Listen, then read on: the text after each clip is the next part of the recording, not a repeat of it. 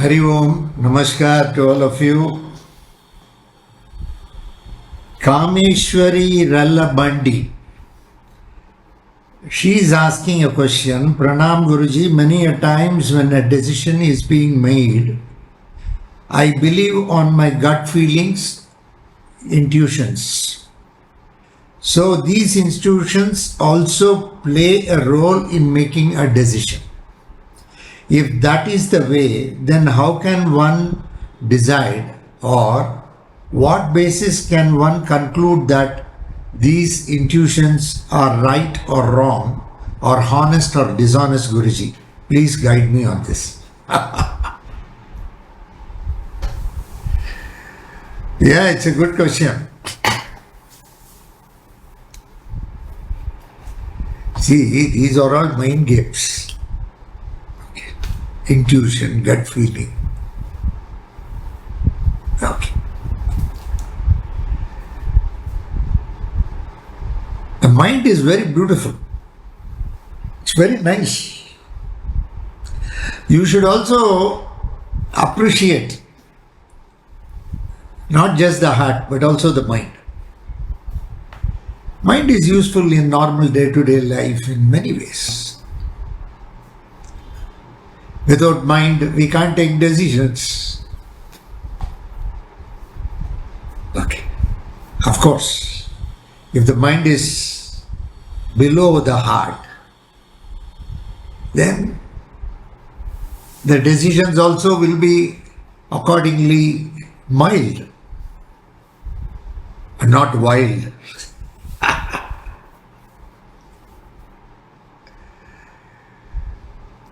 She says about gut feeling and intuition and all this. Your gut feeling or intuition, is it based on a scientific reasoning, or the gut feeling, what you say, or the intuition is more based on emotions? See, I already told you, even mind can guide the emotions. A mind can invoke the emotions, not just the heart. But there is a lot of difference between the emotions evoked by the heart and the emotions evoked by the mind. The other day I was telling you, sometimes people will be talking to you. As they talk to you, they will start crying because they may be asking you something, maybe a favor. Okay. But as they talk to you from your body language or something, they may come to know that you may not oblige them with that favor. And now the mind will guide the emotions, plays the trick. They will start crying. They will now use the next astram. Crying is a very good astram, though it's a beautiful emotion when it is from the heart. But most of the time, it may be guided by the mind also. So, your gut feeling or intuition, whether it is guided by the mind or by the heart, okay, you should understand, decision is more from the mind. So, whenever you take a decision, I say a honest decision, based on whatever infrastructure is there, based on what circumstances are there and what probably know the need of the day and what is the possibility and how much we can go into it. You have to do a rational analysis, a scientific analysis. That is why in management they have a lot of things. They will say goals, objectives, then how to achieve it, planning, so many things they say. Okay, to achieve men, material, money, so all these things. So is your gut feeling being properly guided or not? Or is your gut feeling because you want to achieve it, even though there is no possibility to achieve it? This is dishonest. You understood? So now the emotion is being guided and it results in a gut feeling, in an intuition. that it is possible. It may not be actually possible according to rule or according to the rational judgment what we arrive at. So, decision making is an art. Top people, yes, they say so many things. I do not know all those things. Okay. But please remember, honesty must be the key for any decision. Okay. More than your gut feeling, more than your intuition. I will put honest decision means the honesty should be in such decisions, the honesty should be the basis, and that honesty should stem from a rational analysis. If your intuition is going to come from that, when you look back at your intuition, you will know that you have rationally analyzed. When you look back at your gut feeling, you will know that you have gone through it scientifically the way it has to be done. Then your decision is honest. If these things are not done, because the mind is also playing a trick through emotions, as a result of which you get an intuition, then it is a dishonest decision. You have to delve deeply when it comes to decision making. Okay. Of course, what are the subjects of the heart cannot be the subjects of the mind. What are the subjects of the mind cannot be the subjects of the heart. Yes. But heart should rule over the mind. See, even though it is not a subject, heart should rule over the mind and mind should not rule over the heart. Okay, as you live life, you will learn what I am saying. Probably when you are very young, you can't understand what I am saying. But when you go through a lot of experiences in life, when you see many things, you will know what I mean by heart should rule the mind. Many a times, mind will rule the heart. I know very well, some people will say that when I get money, I want to do this, I want to do that. Okay. Suppose when I get money, yes, I have to give a lot for something very good happening in Ahobilam, in Narsamavadi. But when the money comes, suddenly the mind will play a game. Now suppose tomorrow you get an emergency situation is there. So don't donate that much, just give something nominal. When money was not there, heart was at the helm. When money came, mind is at the helm. So mind games are something which no one can understand first. And unknowingly you will be doing it. I don't say deliberately you will be doing it. Of course, there are people who deliberately use the mind. I am not talking about that. I am talking about an average person. The average person will not know also. The mind is now playing a game. If the intuition is based on very rational thinking, if the intuition has arisen or arisen, because please remember, when intuition comes, subconsciously you would have recorded many things in life. The mind records many things subconsciously. All those things, the mind keeps processing. Whatever is subconscious is processed subconsciously. Okay, have you understood?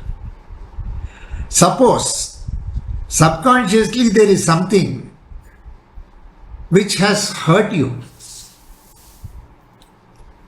It has hurt you very deeply. It would have gone into the subconscious. May not be consciously, you may not be knowing it. And the mind will now scheme to take a revenge. For that, it will give ideas. It will give a gut feeling. It will give an intuition. You may not be knowing it. You call that as intuition. No, it is already programmed. The mind has already programmed to do it. And it suddenly comes as an intuition. Okay. A lot of planning is there behind it. Okay. Similarly, you might have seen various things in life. You might have come across, you might have read various articles. You might have studied various articles. You might have heard the lectures of very great people, great scientists, great rationalists. They would have given different aspects about decision making. Though consciously you have not recorded, you might have recorded it subconsciously. Now the subconscious gives you that intuition to do it. Now the subconscious gives you a gut feeling. Then it's a honest decision. Okay. So, the gut feeling not only helps you to do something negative, it also helps you to do something positive. The intuition not only makes you to do positive things, even it can lead you into something negative. We do not know. Mind will play all these games. But you must know where to keep the mind. That's why it's called mind. Mind it. Better secure it. Keep it under lock and key. Otherwise, it will play games. It will definitely play games. Okay. It will scheme. Mind knows how to scheme things. Mind has got an agenda. Okay. So, there must be, any decision must be a honest decision. It cannot be a dishonest decision. A honest decision will be a right decision in the long run. After about 10 years, 15 years, when you look back, a decision which you have taken in life 10, 15 years back, it would have been a right decision. Things will be all right. When something goes wrong and when you look back, when you have taken the decision 5, 10 years back, you will know that it was a dishonest decision. It was just an emotional decision. It was a trap laid by the mind. Okay. Emotions that are implanted by the mind, on account of which you took a wrong decision. You took a dishonest decision. Today, it proves to be wrong. Okay. So, at the start, at the inception, when something is started, you must keep those things in mind. All the factors in mind, which are all relevant to the subject. Analyze it, compare it, then it will be a honest issue. Okay. Somebody was in love with a girl. Okay. He is in love with her for about 5 years. 5 years is a good period, is it? By the time you will know about the compatibility and all that will be there. He is coming to me and showing the picture and saying, this girl I am loving, can I marry her? See what sort of love it is. He says, you tell Guruji, I will marry. What happens to that girl? What happens to that girl? No, she will be undergoing a lot of emotional turbulence. She has already decided that you are going to be her husband. What happens? It's a hard decision. It's a decision of the heart. It's love. You have already decided. There is nothing more. You have already loved her for more than 5 years. It's not a living relationship where after 5 years you call it off. Oh, sometimes it happens because you are not compatible. It is love, where love means accepting the person for whatever it is. Accepting the person for whatever it is. Accepting the person as she is or as he is. That is love. There is nothing like decision here. He says, you decide. Oh, I can decide. Even otherwise, I don't decide for others. And I don't allow anybody to decide for me. In decision making, please remember, don't allow others to decide for you. Similarly, you don't decide for others. Even if you are asked a suggestion, just give a suggestion. See, this is how it is. Okay. This is what I have faced in life. But your experience may be different. Since you asked me my suggestion or advice, I am just giving you a suggestion, not advice, suggestion. I am giving you. It's up to you. Think it over well. Okay. Have you a question? So, in love, where is the question of decision? He loved her. What sort of a love it is? It is infatuation. It's not love. Even though you were for about 5 years with her, it is only infatuation. It is not love. How you can call it as love? If it is love, you won't come to me. After 5 years, you would have got married to her. Okay. Sometimes they will say, some kids say, no, we don't want to hurt the parents. We don't want to hurt him also. One girl was telling me. Then why did you not take an NOC with the parents before agreeing for the boy? You could have told the parents, I am in love with this boy. I am in a relationship.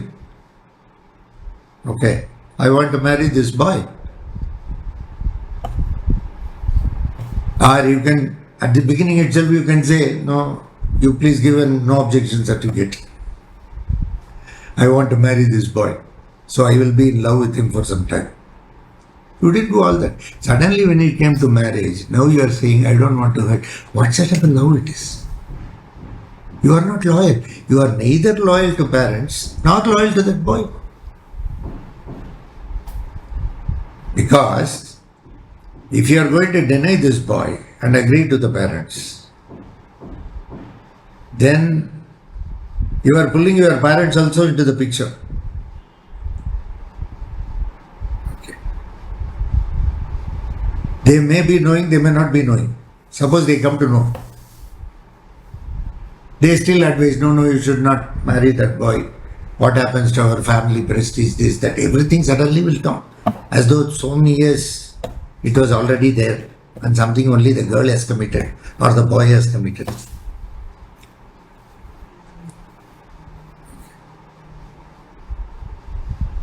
Now the boy feels or the girl feels emotionally. Will it not affect you? Will it not affect your family? Will it not affect your future? Definitely. It's karma. Okay. Every action of yours is going to have a reaction. Every reaction is going to have an action. Both is going to take place. And it is going to be a chain. Action, reaction, action, reaction. It will be going on. And you will be starting a fresh chain. Hurting parents? Yeah, you should have told them well in advance. Nowadays kids, I don't know. Sometimes they use, boys and girls use each other as some launch pad like. One girl was roaming with a boy on a motorbike. The girl asked her, when are we going to marry? Boy said, don't worry. As long as I am there, I am with you, you are there, you are with me. We will be roaming as long as I get married to one girl and you get married to a boy. Real love, does it exist? Most of the time, infatuation. Nowadays, marriage is more a commercial proposition where the boy and girl meet. They talk about more other things in life. Yeah. You have a car, you have a house, you have any loans, credit cards. Will we be living separately or we have to live as a joint family? All these things, discussions. Not about the person, what sort of a person you are, what sort of a person I am, what kind of a mind I have got, how I have viewed things in life. No. It's purely material and convenience. Okay. And it's more a decision. Today, in every marriage or in every love, it is more from the mind, not from the heart. At least 90% what I have seen. 10% maybe yes. That is an exception. Okay. So, decision of the mind, yes, will be all right if it's a honest decision and it was taken rationally, keeping all the things in mind, analyzing it threadbare, then it will be a honest decision as of date.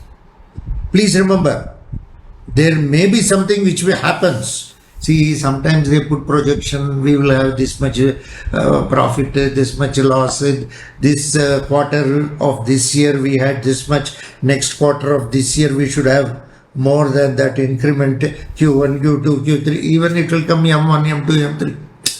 Okay. Slowly that will also come, every month, every day, it will come. Suddenly Corona comes. All these things gone. All the planning done by the mind with all honest decision taken it. So life is always uncertain. Anything can happen at any point of time to anyone or to any system or the world. One should accept it to live very courageously. If you deny this aspect, you will live a life of cowardice. Like a coward you will live and you will keep fearing. One should accept the uncertainty of life in strongest terms. So in decision making, such things, okay, it's all from the nature, act of God. Who can question him? Nobody can question him. Nobody can scrutinize the nature. You call it God, you call it nature, whatever it is, whatever you may believe in. You may be a rationalist, you may be a theist, you may be an atheist, whatever it is. Whether it is Bhagavan or nature, whatever it is, suddenly it happens. Even science cannot predict. Though science is aiming to predict many things, as science unravels in arithmetical progression, the mystery into life and nature is expanding in geometrical progression. So, uncertainty is the very basis of life. If one does not deny that and accepts it wholeheartedly, he will live a courageous life. Such people, even if their decision goes wrong because of such reasons, they know very well it is not something, it is beyond. Law of supervening impossibility. Law of frustration, they say in contract. It is something beyond the human thinking or whatever it is. So keep all these things in mind and learn to live a life, a balanced life. Balance is very important. They say nowadays life and work balance. Okay. Yeah, that balance is very much needed. Don't be always running in professional life. Have some personal life. Keep talking to your family members. Keep talking to friends. That will all help you to be strong psychologically. Internally, you will be very strong. Keep talking, keep talking. This is very important. Never miss your family. Okay. You are not a sannyasi. You have come here to live a normal life. Of course, sannyasi, what he says is good. He is talking about something beyond this life. Yeah, but this life is also very important. That is why in Vedas you had all the suktas. Sri Suktam, Durga Suktam, all these things came for prosperity. Okay. If money was not needed, if you are not to be prosperous, these things would not have come. So they wanted to live the present life, the moment this life, in a judicious way. And Vedas were a guidance to you. Sanatana Dharma is a guidance to you. It did not come to divide you. It came to consolidate you. It came to you to understand the nuances, the differences, the uniqueness in every aspect of life, but still to be bonded. The uniqueness of life. Keep these things all in mind. Thank you very much. God bless you all. Bye, bye, bye, bye. Thank you.